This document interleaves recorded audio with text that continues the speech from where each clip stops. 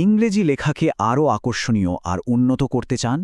অনেক সময় কিন্তু শুধু বাক্যের গঠন একটুখানি বদলে দিলেই লেখাটা একদম অন্য মাত্রা পেয়ে যায়। চলুন আজকের এই বিশ্লেষণে আমরা পরীক্ষার জন্য খুব জরুরি একটা টপিক শিখে নিই, হার্ডলি, নো সুনার আর অ্যাজ সুন অ্যাজের ব্যবহার। দেখে নেওয়া যাক কিভাবে এই ছোট পরিবর্তনগুলো লেখায় একটা বড় পার্থক্য গড়ে দিতে পারে।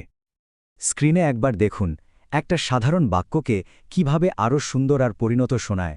বাদিকের বাক্যটা কিন্তু একদম ঠিক, কিন্তু ডান দিকের বাক্যটা ওটা শুনতেও ভালো লাগছে আর লেখার মানও বাড়িয়ে দিচ্ছে।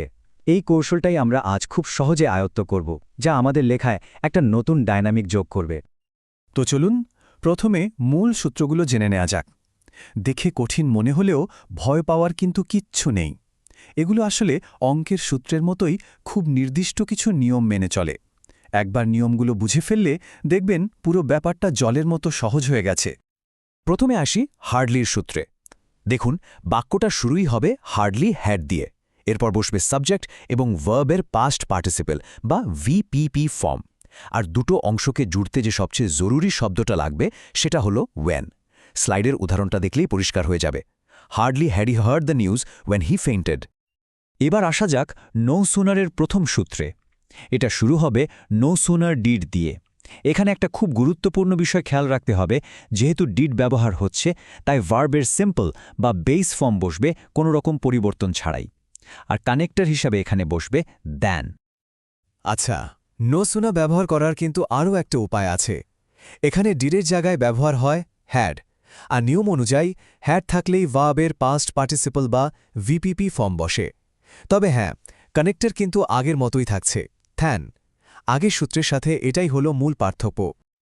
আমরা যে বার ভিপিপি আর ভি সিম্পল বলছি, তাই না? চলুন ব্যাপারটা একটু পরিষ্কার করে নিই। ভিপিপি হল ভার্বের তৃতীয় রূপ, যেমন গো ওয়েন্ট গন থেকে গন হল ভিপিপি। আর ভি সিম্পল হল ভার্বের একদম মূল রূপ, যেমন গো বা হিয়ার, যার সাথে কোনো কিছু যোগ করা হয়নি।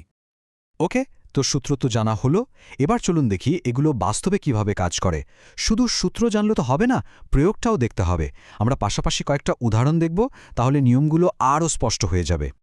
এই স্লাইডটা দেখুন, কি দারুণভাবে পুরো ব্যাপারটা দেখানো হয়েছে। একটাই বাক্য, as soon as he heard the news he fainted. আর দেখুন এই বাক্যটাকেই দুটো ভিন্ন স্টাইলে লেখা হয়েছে। হার্ডলি হ্যাডের সাথে ভিপিপি হার্ড এবং ওয়েন বসেছে, আবার নো সুনার ডিডের সাথে ভি সিম্পল হিয়ার আর ড্যান বসেছে। মজাটা হলো অর্থ কিন্তু একই থাকছে।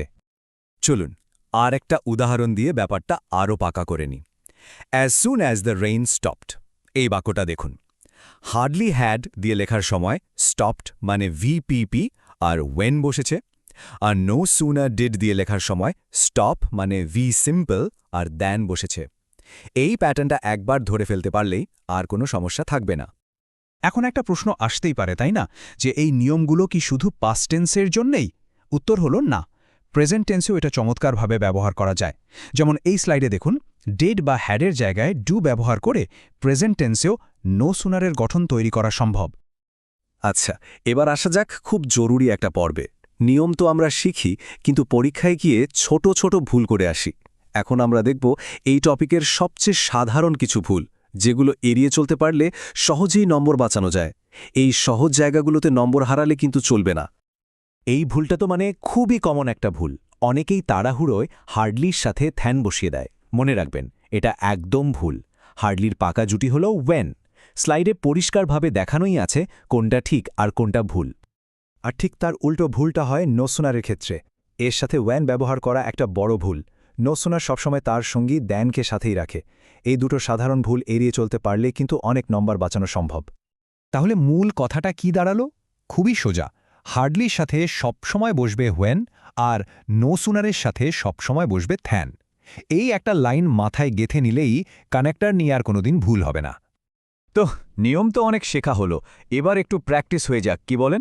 চলুন একটা ছোট কুইজের মাধ্যমে দেখে নেওয়া যাক বিষয়টা আমরা কতটা আয়ত্ত করতে পারলাম। আপনাদের জন্য প্রথম প্রশ্ন। এই যে দুটো বাক্য দেখছেন, we reach the station are the train started of, এইগুলোকে নো সুনার দিয়ে জুড়তে হবে। একটু ভাবুন তো কি হতে পারে উত্তরটা। যারা ভেবেছেন no sooner did we reach the station than the train started off, তারা একদম সঠিক। দেখুন এখানে ডিড ব্যবহার হওয়ায় রিচ ভি সিম্পল বসেছে এবং কানেক্টর হিসাবে দ্যান ব্যবহার করা হয়েছে।